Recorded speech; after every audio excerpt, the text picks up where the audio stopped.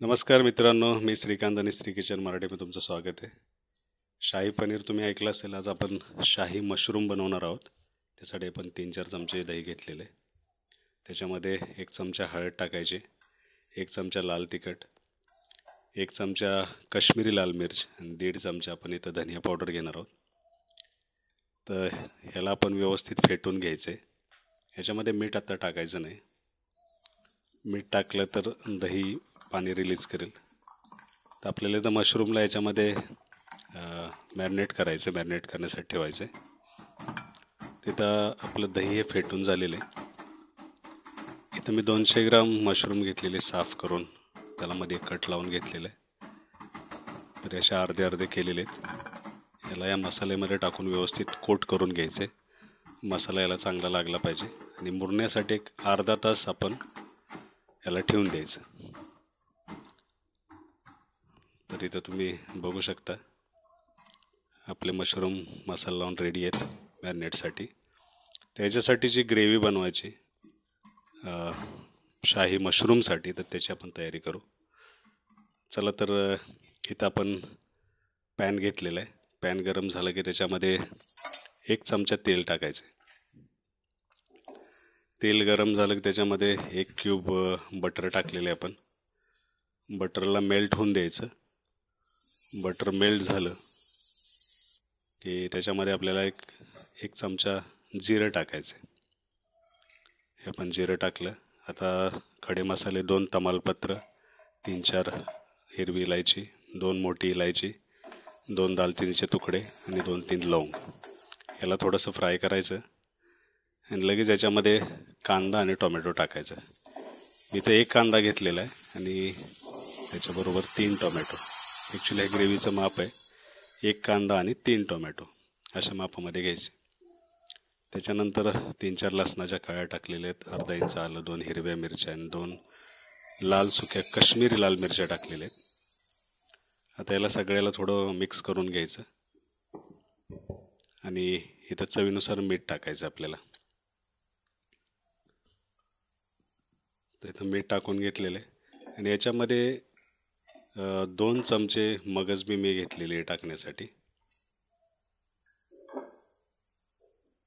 Actually. आणि आपल्याकडे 2च काजू होते म्हणून 2 चमचे मगजबी घेतलेली. काजू जास्त असतील तर मगजबी टाकायची गरज नाही, आणि जर काजू नसतील तर अजून 2 चमचे तुम्ही मगजबी टाकू शकता. टोटल 4 चमचे याच्यामध्ये मगजबी टाकायची.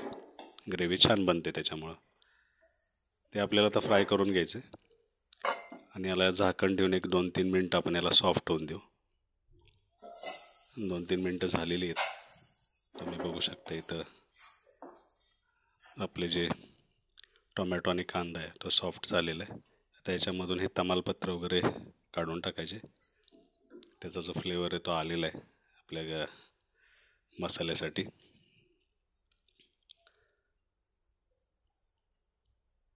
त्याला व्यवस्थित सॉफ्ट होऊन द्यायचं.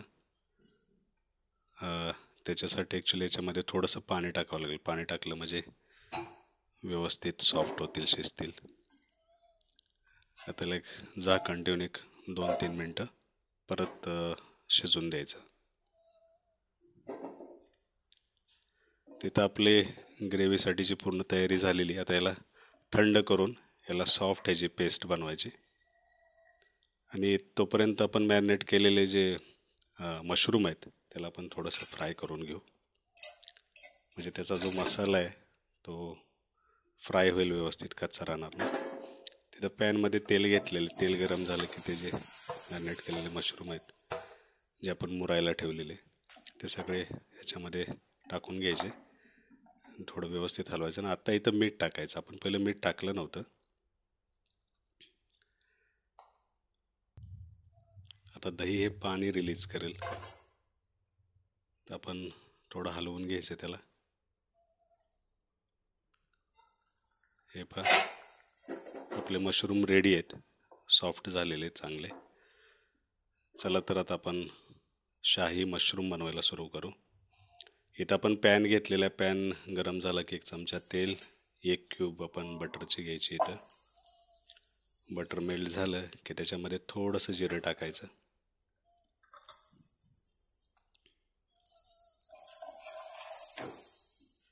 तर हळद टाकायची 1 चमचा आणि 1 चमचा आपल्याला काश्मीरी लाल मिर्च घ्यायची आहे आणि याला थोडंसं हलवायचं, जळून द्यायचा नाही मसाला हा. आणि लगेच आपण जी ग्रेव्ही जी पेस्ट बनवलेली ती आपण याच्यामध्ये टाकून घ्यायची आणि याला व्यवस्थित हलवायचं. हाताला भाजायची थोडी शक्यता असते म्हणून, कारण ग्रेव्ही आपली थोडी जाडसर आहे त्याच्यामुळे हे जास्त उडतं. परत मिक्सरच्या भांड्यामध्ये जे राहिलेली ग्रेव्ही होती त्याच्यामध्ये पाणी टाकून थोडं टाकलेलं आहे. तर ग्रेव्ही थोडी जाडच असते, जास्त पातळ बनवायची नाही. आता इथे याला एक झाकण ठेवून 3-4 मिनटं आपण याला शिजून देऊ ग्रेव्हीला.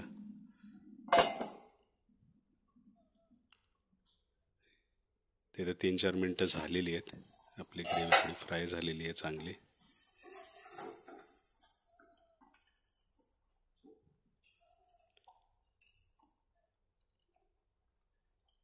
आता याच्यामध्ये 2 चमचे मी मलाई टाकलेली, घराचे दूध गरम केलेलं त्याच्यातलीच. आणि त्याच्यानंतर हे जे मशरूम आपण फ्राय करून घेतलेले मसाल्याबरोबर ते पण याच्यात टाकले. तर ही आपली शाही मशरूम रेडी आहे. आता या मशरूम मसाल्यामध्ये टाकल्यानंतर, ग्रेव्हीमध्ये टाकल्यानंतर परत एकदा एक झाकण ठेवून 2-3 मिनटं त्याला ग्रेव्ही बरोबर थोडं शिजून द्यायचं, म्हणजे ग्रेव्हीची टेस्ट त्याच्यामध्ये येईल. हे 2-3 मिनटं झालेली आहे. आता लास्ट टच आपल्याला याच्यामध्ये कोथिंबीर टाकायची.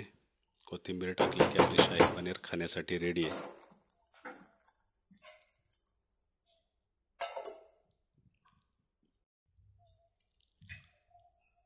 तर इथं लास्ट टच देऊ आपण, कोथिंबीर टाकू. आपलं शाही मशरूम आपली रेडी आहे. तरी रेसिपी तुम्हाला कशी वाटली हे कॉमेंट्स करून नक्की सांगा. नक्की बनवा, नक्की खा. श्री किचन मराठीला लाईक, सबस्क्राईब करायला विसरू नका. हॉटेलपेक्षाही छान टेस्ट येते घरची हेल्दी अशी शाही मशरूमची ही रेसिपी. नक्की बनवा, नक्की खा. आपण पण आता हे खायला घेऊ. वास खूप छान सुटलेला आहे, छान बनते. याच्यामध्ये थोडासा गरम मसाला तुम्ही टाकू शकता वरून. तर हे पहा, इथं आपण पराठ्याबरोबर घेतलेली ही नान, पराठा, तंदूर रोटी, चपाती याच्याबरोबर छान लागते, भाताबरोबर पण छान लागते. खूप छान बनलेली आहे.